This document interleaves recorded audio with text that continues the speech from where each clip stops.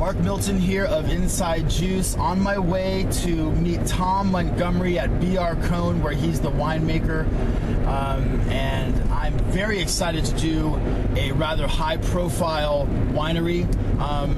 I am still kind of wet behind the ears in this biz, so I am a little bit nervous, but I got to tell you, man, I'm really excited, and Tom's a really cool guy. And really, it seems like the theme to this is going to be, if it ain't broke, don't fix it. We're rolling? We're rolling. All right. Take one. My name is Tom Montgomery. I'm the winemaker at BR Cohn Winery. And Mr. Milt has been kind enough to offer me an interview, and I accepted any chance to get my name in lights. So... Broadway, Tom, Broadway. Broadway. So let me start with the BR Cohn story.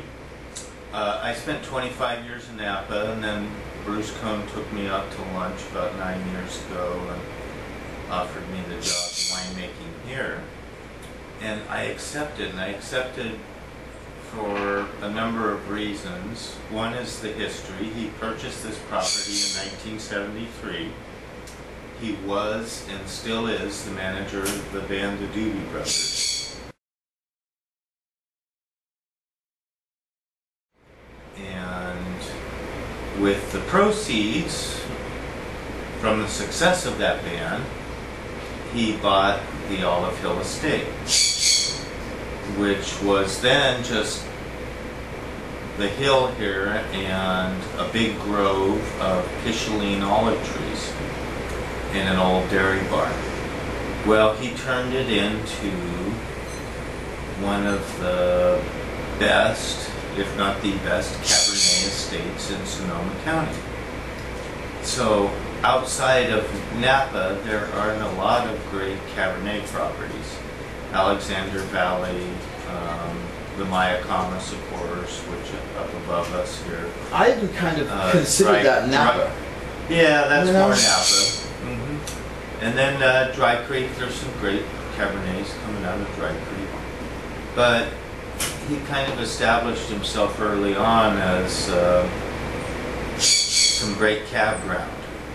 I was very early going through the State of California Sustainable Wine Growing Program, the first year they started it. And that was many, many years ago. So you were the first one, though. You were the first one. First one. There's the certificate hanging on the wall. It's in. On the property here, though, all that is planted are Bordeaux Reds, so Cabernet, Merlot, Cab Franc, Malbec, and Petit Verdot, and Zinfandel. We have a little plot of Zinfandel that we make our estate Zin from. Our wines change a little bit, vintage to vintage, of course, just like anybody's, but the consistency of the Cabernet has always been very good quality and reliable. So, if it ain't broke, don't fix it. That's right. We do a Barbera and a Sangiovese from Bill Pauly's ranch up in New wines out just this year, or were they out last year? No, the first Barbera was 2009. And that just won a Best in Class at the LA Fair and went on to get a gold at the State Fair and a 94 score. So that was our first one. Our philosophy here, my deal with Bruce's deal with me, is that we don't sell out. We produce a wine for our customers, and our customers are very loyal, that is good quality at a good price. So we try not to overprice. Having spent 25 years in Napa, I know what it's like to produce very expensive wines. And many of our wines are not cheap, but at the same time, we think the prices are fair for the quality, and most of them are very good quality. We also produce a silver label wine, a Cabernet and a Chardonnay. Famous wine. The Chardonnay was just selected by the Spectator as a top value Chardonnay. The 2007 Silver Label Cabernet was selected by the Spectator as the second best Cabernet in the country, under $35. And is that all Olive Hill fruit? No, this is sourced from up and down the coast. Okay. So it's carried in North Coast appellation for years, the majority of the fruit coming from Mendocino. Really?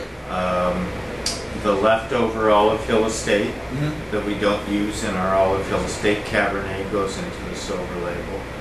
And I think one of the reasons, probably the main reason that wine is so good, is that it is sourced from very small vineyards, hillside, that I find,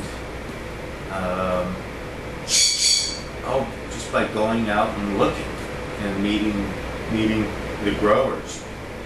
So instead of finding big industrial sized vineyards to make this industrial sized wine at a reasonable price, we go out and find a whole bunch of very small vineyards. Hillside vineyards. Why hillside? Just the quality is better, the yields are lower.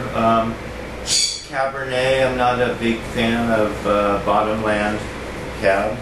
Poor drainage or yeah, they drain better on hillsides. The vines tend to be more self-regulating, so they don't crop up. There's okay. not as much water, not as much nutrients, so they tend to regulate their crop load a little and they get better. down into the soil more as well, if they can penetrate it, if it's not all rock. I mean, we have our Napa cab comes from Dr. Tetz's vineyard at the base of Howell Mountain, and there's barely any soil. I mean, it's so steep, you slide down the hill while you're trying to sample the vines. Is that along Silverado Trail? No, it's up off of, what's the road that the hospital? Atlas Peak Deer Road? Park. Deer Park. Yeah. Gorgeous out there. Yeah, it's beautiful. Gorgeous out there. The vineyard is so rocky, it's literally, you'll be walking down the rows and then there'll be a big bare patch and there'll be a granite slab. And then on the other side of the granite slab, they continue planting. But that's that hard scrambled. Very high mineral content, beautiful wine. Let's get more specific. You were talking about the winemakers who have worked for Bruce in the past. Right. One of whom, I mean, is famous, like an icon in the sports world. Turley's in the Hall of Fame. Oh, Turley is, but Mary is. Mary is, yeah. To me also. I mean. What does it mean for you to step in behind them? Not necessarily 1, 2, 3. It doesn't. It's more of an honor than a pressure. I mean, it's. I mean, I don't know how old Helen is now, or Mary for that matter. I mean, none of us are youngsters anymore. We're all old school. But having tasted the wines that they made, yeah, it's and then taste them beside the wines we're doing now. So we're still following the same track. I mean, we're fairly well. Our style is fairly extracted. The vineyard, the Olive Hill vineyard, produces that style. So our yields are fairly low here. The berries are small, so the fruit concentration is good, and they produce very complex extracted wines. What sort of common threads has Bruce indicated to you that you share with Mary and Helen? He likes my Pinot, which he equates to Mary, of course, because she's a famous Pinot Noir. She's a famous Pinot girl. And, Helen's got her own style. So, I wouldn't say I attempt to emulate either one of them. I would just say that good grape growing and quality winemaking are attention to what your idea of quality is. And I think both of them, like myself and my staff now, are in it for the love of it. You know, I mean, winemakers definitely don't get in it, we're not in it for the money. I mean, we survive, but at the same time, we're doing it because the lifestyle is attractive to us and because we have the opportunity to make something from fruit. the earth and from farming that is a beautiful thing. I think that one of the things that really got me into wine was just all the different compounds in it that are found in fruits, vegetables, herbs, and spices. Exactly. That give it so much variance. So people tend. I ask customers when I'm doing a dinner or talking to them. I ask them a question: if you think you smell cherry and Cabernet, are you really smelling cherry? Well, 99 times out of 100, they answer no. Well, the answer is you're smelling a chemical compound that causes the aroma of cherry to exist in Cabernet. So whether it's that exact chemical compound or one that's similar, we can actually isolate it and find out. So these smells and tastes that we're receptive to in wine really exist. It's not our imagination. Most people who drink wine just in the general marketplace or don't have an education in enology or viticulture tend to think it's their imagination. Or they don't trust their senses, but it can be both. And it can be both. I'm a wine educator at CNE, and my senior guy there, he does a little drill with all of his groups where he gives them those sour candies, and they pick one based on the color, and then he says, now based on the color, what flavor do you think it's going to be? Right. And then he has you plug your nose and put it in your mouth and chew, and you don't taste anything. He goes, now let your nose go, and suddenly all these flavors come through, and I think he picks the ones that, like if it's green, you'll think it's apple or mint, and it's like licorice or something. Right. And it's just what you're smelling in there may not be what you like, but interesting drill, and I think that's one of the perception things that really got me into this kind of biz and venture here. Okay, next. Oh, I'm gonna have to watch my time. Okay.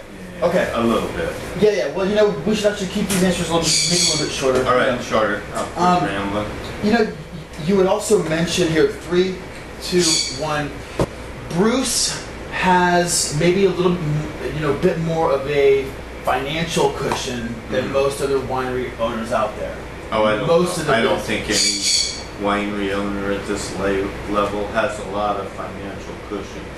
So would you say that you have a little bit more wiggle room as far as what you're allowed to do? Like if you find a block of... I would say that has nothing to do with financial cushion. I say that has to do with creative license. Okay. Now, he gives me total creative license. As a matter of fact, my staff and I, we are purely in it for the love of it. We love nothing more than roaming the vineyards of California and doing gourmet tailgate lunches, and that's what it's about to us, being out in the vineyards. And a lot of times when we go out to visit our vineyards, whether it's Mendocino or Paso Robles, we'll camp out just because we like being outdoors so much. So you have these beautiful young women, right, going out and getting sweaty and dusty, and then at night they'll come back from the hot back at the winery, and they dress up and knock all the boys dead, Sure. So, but that lifestyle, and I think for Bruce too, the lifestyle that this affords us is what we love, and that's one of the main reasons we do it. So for us, it's a little bit deeper with Bruce. It's rock and roll, and it's cars, and we drive cars that go 150 miles an hour, and but it's that combination of really just cool aesthetics, doing it that for the love, that make it worthwhile. So, and it's not huge money. It's not financial cushion, and it's not that we're going to take over the world with a big brand, even though we do a fair number of cases and we're nationally distributed. So. it just seems like when you don't worry about the big picture, things happen. Yeah. Right. You know, if Bruce were more uptight, would he have hired you, or would you have stayed here? If he was more uptight, more hands-on, more nervous, more no, it's about the results and not about the mindset, would that work as well with you two? I don't know, because I don't really see that part of him. The part that I see of him is the creative, gracious side. So when he comes down here and he sticks his head in the lab here and says, "Hi, what are you doing?" He's very courteous. And just like the band that he manages, he's cautious in the sense that he recognizes that individual creative side of our job. So he knows it in music, he knows it in cars, he knows it in wine. So he's very courteous. Now, on the business end of things, it's always a different matter, because we all are trying to survive and we have money pressures, etc., etc. Sure. But as far as the actual production side, no. We do so many different wines from so many different vineyards because of this need for adventure and exploration and finding out about different viticultural areas and finding great vineyards and different viticultural areas that it could be a burden, but it's not. Instead, how we'll do that is, instead of doing some giant corporate planning session, I'll just say, "Hey, I'd like to do this. I found this great vineyard," and he'll say, "Okay." Let me ask you this: what was your first award? Or I would attribute to my first boss in Napa, which was Aaron Mosley. That would have been a gold medal at Orange County for Andy Palissa's Sauvignon Blanc in Yountville. And what did it mean to you to win that? I didn't really know the game yet, and I was a young graduate from Fresno, and Aaron had a lot of experience, grew up in Napa, and had worked for Gergich at Montelena when they won the Paris tasting, and Bottle shop. oh, and Andre used to come by, and I didn't even know who Andre Telesjeff was. And so I was thrown into this world of accolades, and it meant a lot to me. A gold medal, wow, I never got a gold medal, but now I can't keep track of all this stuff now. They send them in the mail. The marketing department does send them in the mail. They were doing a video interview right now. Mommy.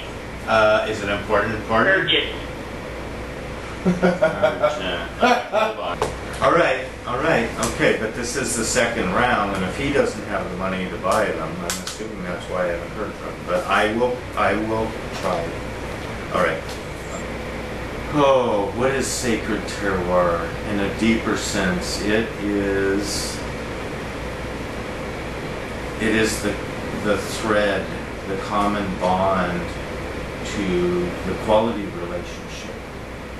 So it is the grand determinator. So when we go out and find these vineyards, I have this philosophy, Bruce loves this line, is that if there's a great vineyard somewhere, we'll find it. Now somebody else may have it, but if it's open and we can contract it, we will.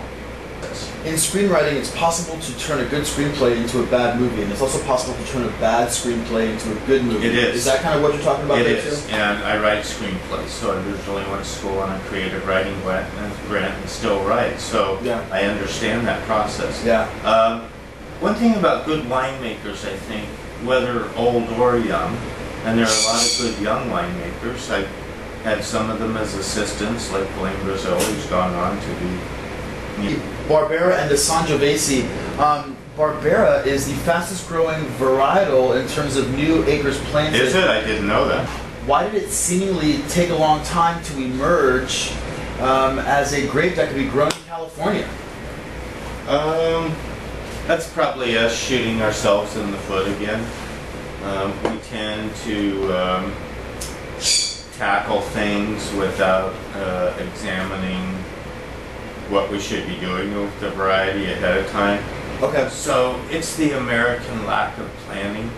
It's not that we're lame or we don't know how to do it. It's just that, well, take Syrah for instance. When Syrah started catching on, we overplanted like crazy, and now it's hard to sell Syrah because there's so many good Syrahs out there that the market is flooded. And okay, well, we overplanted. So eventually we will adjust. Some of the bad plantings will come out and the good ones will stay, and we'll streamline and make better quality wines, and the market will accept them. So, but it's,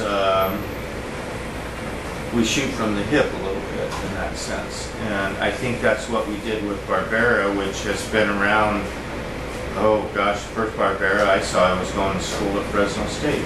And that was decades ago. Talk about schooling too. You went to Fresno State. You're from the area. 2 + 2 is 4, whether you're at Fresno State or Cambridge or wherever you are. So many winemakers go to Davis. Fresno? I went to Fresno because my dad taught geography there, and my folks had a farm out in Sanger. But it was a different world. It was a bunch of old Japanese and Armenian and Mexican-American farmers and workers, and it had a very old world agricultural feel to it. And it was very creative and enticing. And that combined with the fact that our families drank wine from all over the world gave us this worldly sense of adventure. So it had really nothing to do with Davis versus Fresno. It just had to do with that's where I was. Yeah. You define yourself as old school. Define old school and new school. I think old school, I don't want to be condescending to the young generation because they are so important.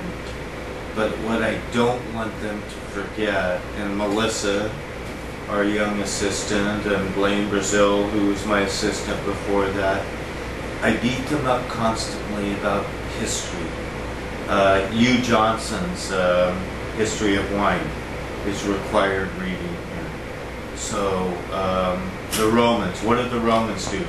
Right? They were alcoholics. They took grapevines with them everywhere. Know your history.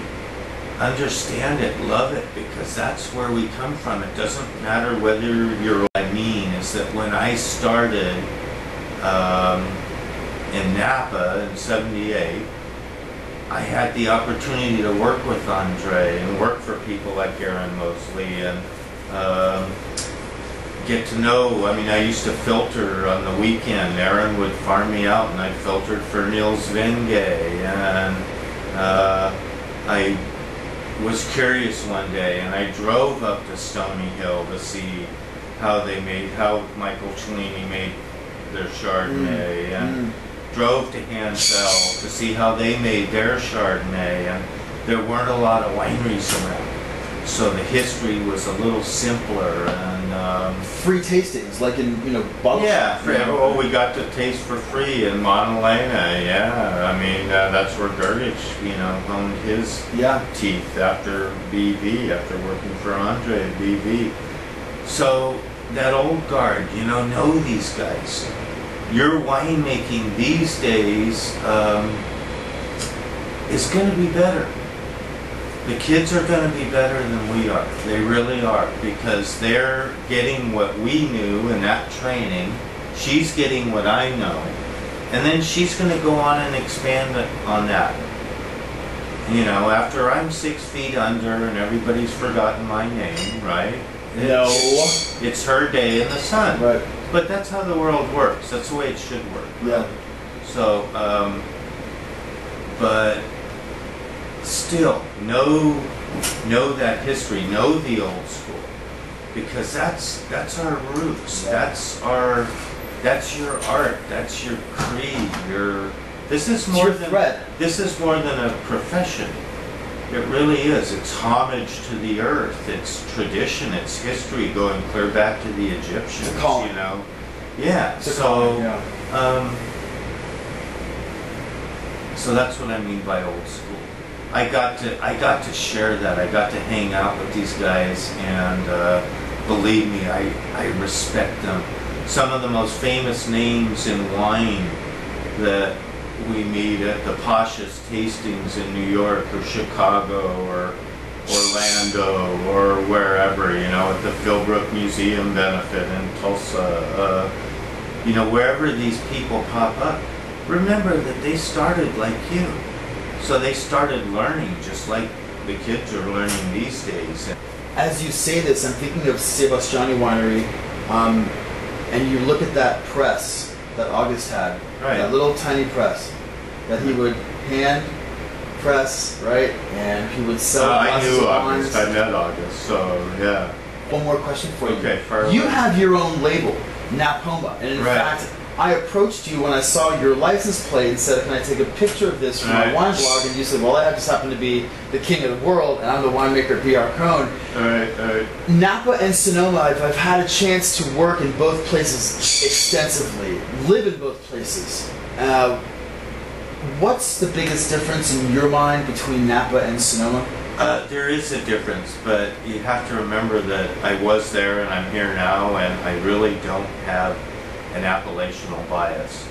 So I don't, when you get a division, to me it's purely on a physical basis, a geographical or a climatic basis. Right. So I do sorely miss Napa Cabernet, because I got a chance to work with Winston Hill and Bill Collins' Cabernet Vineyard at Kong Creek, you know, and Great Bench Cab and Andy Beckstoffer's stuff, and